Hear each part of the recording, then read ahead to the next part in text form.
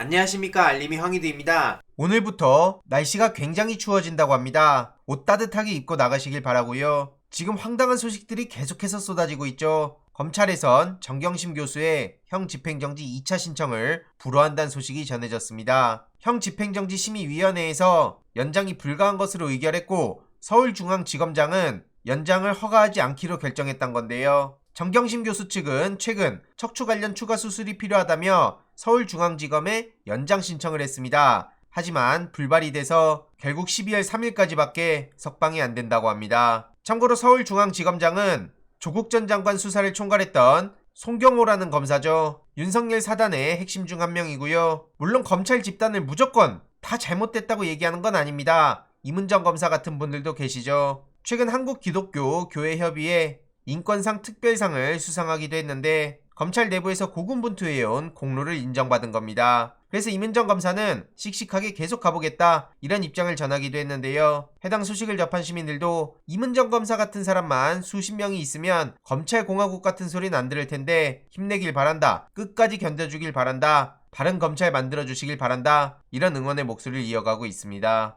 그리고 지금 이명박 씨도 석방돼 있는 상황입니다. 지난 9월에 형 집행정지 3개월 연장 허용받아서 밖에 있는 건데요. 오는 12월에 어떤 소식이 전해지는지 계속해서 지켜봐야 되는 상황이죠. 그리고 어제 속보로 서훈 전 국가안보실장에게 구속영장 청구했다는 소식이 전해졌네요. 서울중앙지검 공공수사 1부에서 서훈 전 실장에게 구속영장을 청구한 건데요. 이뿐만이 아닙니다. 검찰에선 추미애 전 장관의 아들 2년 2개월 만에 재수사에 나선다는 소식도 전해졌죠. 최근 대검에서 재기수사 명령을 내렸는데 그게 뭐냐? 대검이나 고등검찰청이 일선검찰청의 사건 수사가 미진했다고 판단해서 다시 수사해라 라고 명령하는 겁니다. 그래서 이건 동부지검에서 재수사한다고 하는데요. 지금 말도 안 되는 일이 벌어지고 있다 라는 얘기가 나올 수밖에 없는 겁니다. 윤석열 장모, 김건희, 한동훈 이런 사람들에 대해선 왜 죄다 비껴가고 덮어주게 하면서 모든 화살을 문재인 정부 이재명 대표 측으로 몰아가냐 이런 지적을 할 수밖에 없는 상황이죠. 지금 이 상황을 보고도 진영 논리라는 말이 나옵니까? 게다가 윤석열 대통령은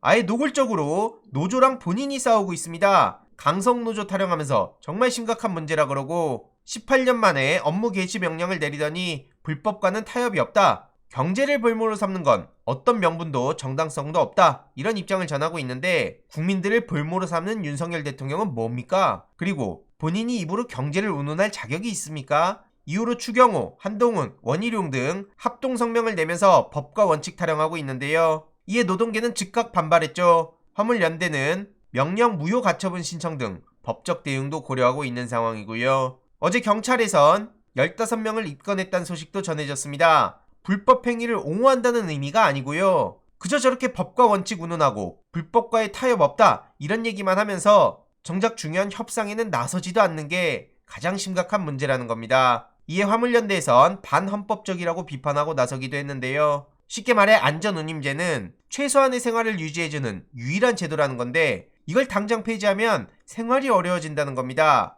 이런 절박한 마음으로 거리로 나섰는데 전혀 대화도 안 하려고 하고 있죠. 이러면 이럴수록 반발은 커질 수밖에 없는 거 아닙니까? 전국 금속노동조합에서도 금속노동자의 이름으로 윤석열 정부의 업무 중지를 명령한다 라고 대응에 나섰습니다. 애초에 민주노총, 화물연대 본부는 노조법의 적용을 받는 정당한 노동조합인데 정부는 노동자를 노동자라 부르지도 않고 자영업자라 우기고 있죠. 그래놓고 화물연대의 파업을 파업이라 부르지도 못하고 끝까지 운송 거부라고 주장하는데 본인들이 필요할 때만 말을 갖다 끼워 맞추는 억지를 부리고 있는 겁니다. 그래서 민주주의를 지키고 사회정의를 바로 세우기 위해 윤석열 정권의 업무 정지를 명령한다 라는 거고요. 최근 공무원 노조에서도 거리로 직접 나섰죠. 어제 결의대회가 열렸는데요. 실질 임금 인상, 공무원 연금 소득 공백 해소 약속 이행, 공무원 연금법 개정 등을 촉구하며 거리로 나선 겁니다. 참고로 최근 공무원 노조에선 이상민 파면에 83.4%가 찬성했는데요. 38,000명의 투표 결과입니다.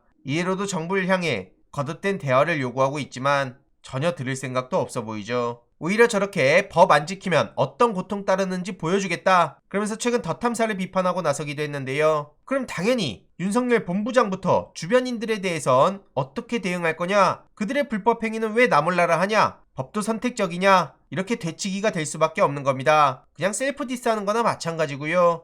이상민 장관 사퇴 건의를 두고는 민주당 같은 소리 하냐? 이런 얘기를 했다고 합니다. 대통령실 관계자들이 여당 내 경질론을 듣고 이상민 사퇴를 얘기했더니 역정을 내면서 저런 소리를 했다는 건데요. 제정신이 아니죠 지금. 분위기 파악도 전혀 못하고 있고요. 이러면 이럴수록 국민의힘 리스크는 커져갈 수밖에 없는 겁니다. 게다가 최근 영화 관람도 통치행위라는 얘기를 했다가 엄청난 비판에 직면한 상황이고요. 뉴스버스 김태형 기자의 단독 보도도 있었죠. 김건희 씨가 숟가락을 얹었다. 이런 단독 보도였는데 대통령실에서 엄청난 항의를 해서 지금 제목도 바뀐 상황이죠. 하지만 장경태 최고위원도 계속 김건희 씨의 논란을 문제 제기하고 있는 상황이고요. 이에 대해서도 많은 시민들은 도대체 하는 게 뭐냐? 숨쉬는 것 빼곤 전부 거짓인 것 같다. 이런 지적이 쏟아지고 있네요. 그래서 김태형 기자의 추가 보도도 계속 지켜볼 대목이고요. 국민의힘 조수진 의원은 인턴 직원을 해고하면서 사문설 위조했다가 지금 피소가 된 상황이기도 합니다. 지금 TV조선에서 이런 보도를 했다는 것도 굉장히 의미심장해 보이는데 이후로 어떻게 진행이 되는지 이에 대해서도 계속 소식 전해드리도록 하겠습니다.